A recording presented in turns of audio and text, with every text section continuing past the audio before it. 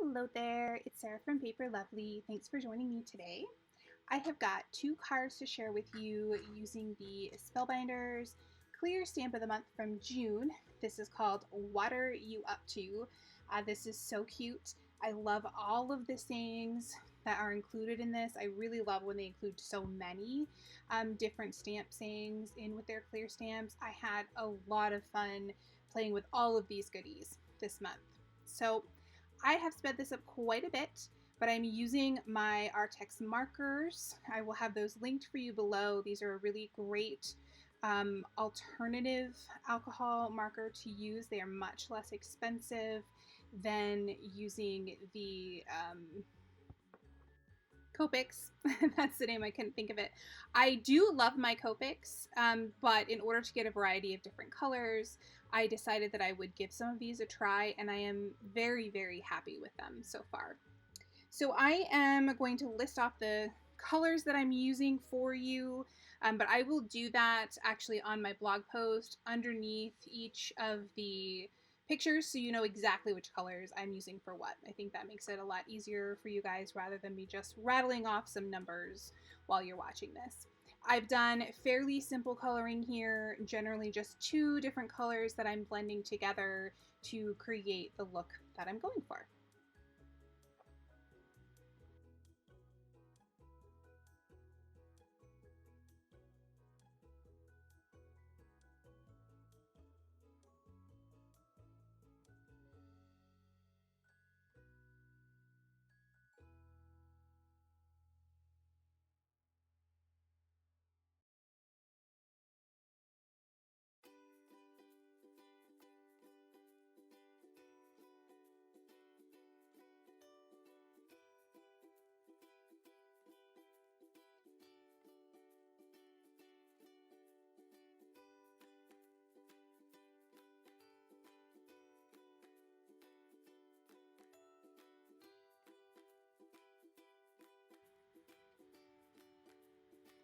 Now that I've got everything colored, I'm going to use the coordinating dies to get those all cut out, and then we will start putting together some cards.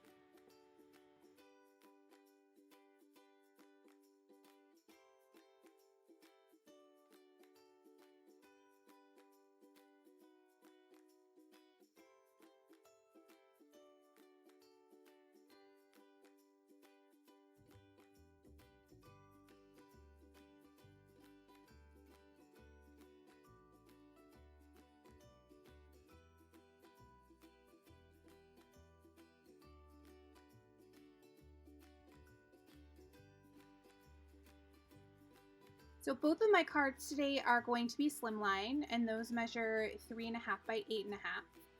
And when I saw this sentiment, this whale hello there, I could not resist doing a whale, whale, whale hello there. So that is what we're going to do for this first card. I have colored and die cut out 3 of these whales, and I'm just getting everything lined up here on my card front so that I have them evenly spaced, keeping in mind the stamping that I'm going to do underneath each one of them. So once I've got an idea of that, I'm going to take some of my mint tape and I'm just going to roll that, stick my whales into place so that they're not moving around on me, and that's going to help me when I go over to my MISTI to make sure that I've got all of my sentiments lined up nice and straight.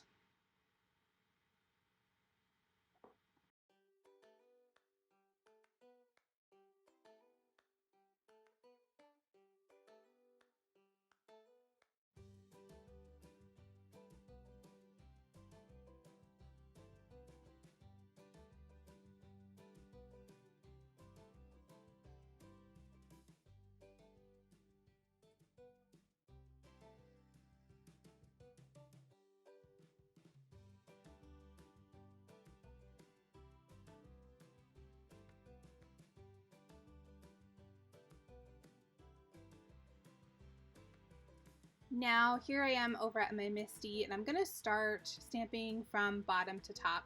I am using my Simon Says Stamp Intense Black ink, so I'm going to do the full sentiment there below the bottom whale. And then for the two up at the top, of course, I only want the whale, not the full sentiment. So what I'm going to do is use my grid here, and I will get my sentiment lined up where I would like the whale portion of it to be. Now, I could cut my stamp apart if I wanted to, but I wasn't sure how much I was going to be using it for future cards. So I decided that I would keep it together for now. And what I'm going to do here is just mask off a portion of the stamp when I press it into place. So I'm hoping the video is going to catch up here shortly. I'm lining this up here so I have the whale where I would like it. And then I'm going to, there's two different ways you can do this. You can put down your mint tape and then just ink the portion that you want, or you can ink the whole stamp and then place some tape over top of it to block the other portion that would be stamped onto the card. I decided to go with the latter. So I'm going to ink up my stamp here, and then I have a portion, just a little piece of this tape. I'm going to take that and cover up the hello there, and I will use a different piece of tape for this each time that I do it, just to make sure nothing bleeds through. But this works really well to just mask off that one portion there and be able to stamp only half my sentiment. There, I must not have been quite happy with the way that was covered up, so I got a new piece, just making sure nothing was going to come through. And there you see my stamp is still intact, but I only have that top portion there that has been stamped. I wanted to go a little bit darker there, so as you can see, using my MISTI, I don't have to worry about anything moving around. I'll just re-ink that up, add another piece of tape, and go ahead and press it down again. I'm going to continue that, and I will do the exact same process for the very top whale.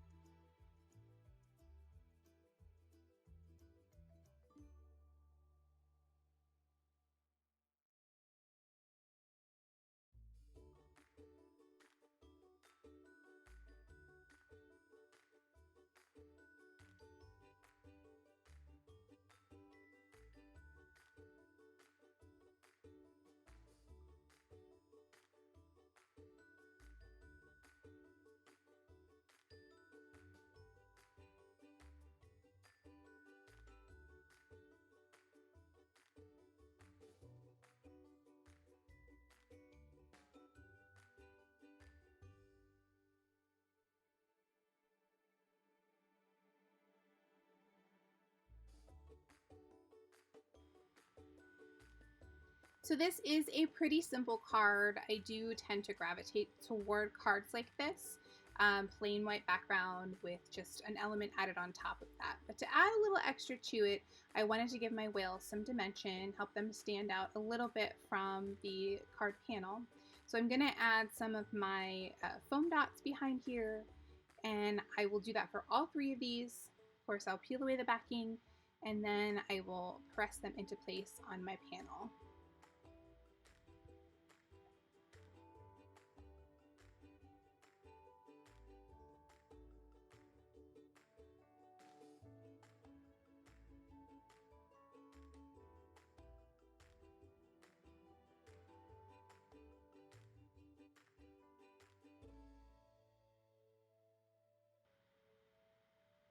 Now that my whales are in place, I'm going to add some art glitter glue behind my panel, and I will place that on the top of my card base.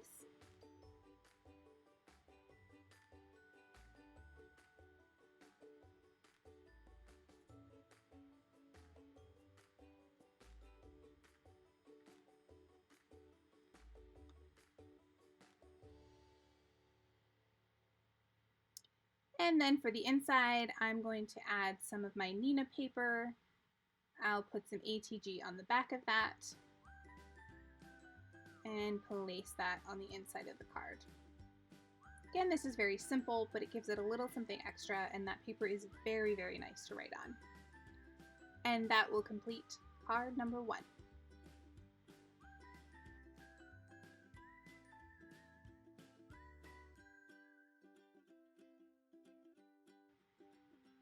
All right, on to card number 2, which is going to be a little bit busier. For this card panel, I'm using some My Favorite Things After Midnight, and I actually think this was my very last piece of After Midnight, which makes me sad because I cannot get any more as they do not carry it, but we will find another blue that will be my go-to, I am sure. I have gone ahead here, lined everything up, and what I want to do is heat emboss this sentiment. So I'm going to place this down here, and then I will go ahead and stamp it out using some Versamark ink, which will of course look clear, and then we'll add some white embossing powder to it and heat that up. It'll give it a really nice raised effect. I'm gonna hit my paper here with some anti-static tools so that my embossing powder doesn't stick anywhere that I don't want it to. And then we'll go ahead and stamp out that sentiment.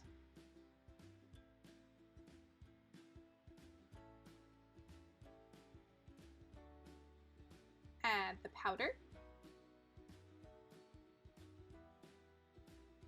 And if you do end up with any of your embossing powder somewhere that you don't want it, a really great way to remove that is to use a dry watercolor brush. I actually have this brush.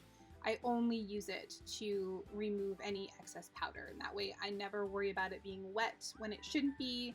This is its only job.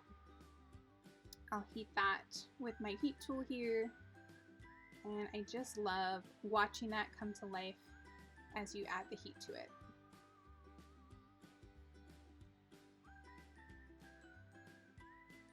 And now I'll go ahead and get everything pressed into place. I'm going to add a little bit of dimension, and that I'm going to put behind this whale here. I have pulled that in from the large die set of the month.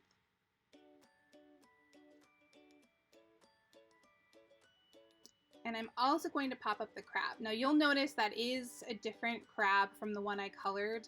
I used the same colors, but I didn't like having the crab without the white border like all of the other die cuts had. So I redid another one of those really quickly just so that everything that I had cut out was going to match with that white border around it. I've also pulled in a little bit of the it's coral, a little bit of the coral die sets, which were also included in the large die set of the month. So I've got a little bit that'll have that white border, and then a few things that do not have the border and were actually cut out of cardstock. Just trying to keep everything sort of blended together.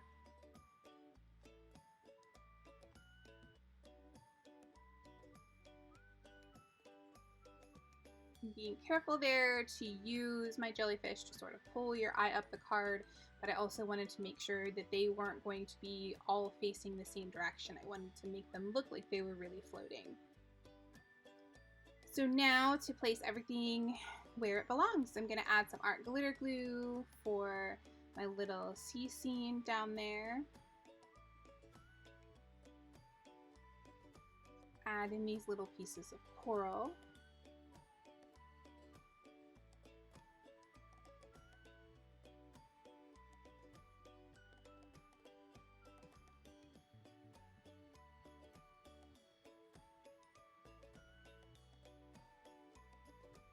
And then of course we popped up the crab. I wanted to give him a little bit more prominence. He is so wonderfully grumpy looking. I had an idea, but not the will to do it, to create a card with just layers upon layers of those crabs, doing some masking and just having a whole army of crabs, but I just did not have the time. It's still in my mind though, so I may put that together someday down the road.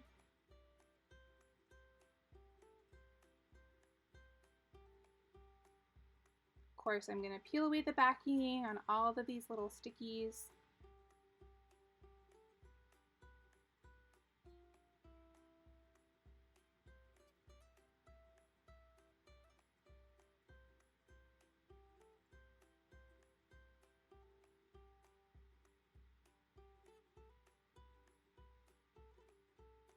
And I'm very carefully placing him down. I wanted him to be going off the side of the card to make this look like it was, you know, sort of just cut out of a larger picture. but I also wanted to include as much of that tail as I could to make him make sense. And then I will, of course, glue down my jellyfish with my art glitter glue. Again, wanting to keep the scene moving off of my frame here, I'm going to place that jellyfish just slightly above my border, and then I will cut off the excess.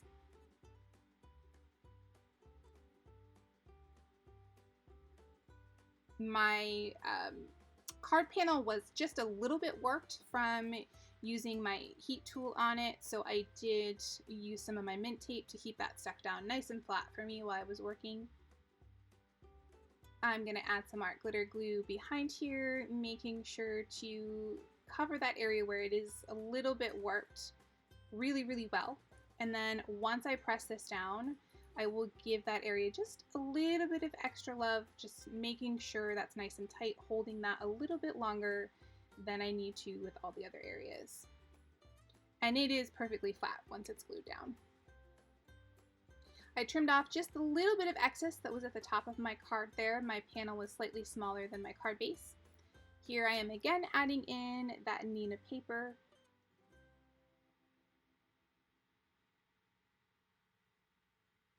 And that is going to complete card number 2.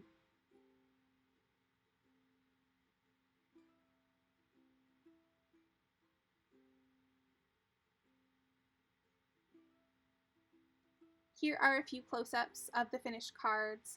In the description box below, you'll find my blog post, which has additional photos and links to the supplies I've used. If you enjoyed the video, please leave me a comment or a thumbs up and subscribe for more. Thanks again for watching, and I'll see you in the next video.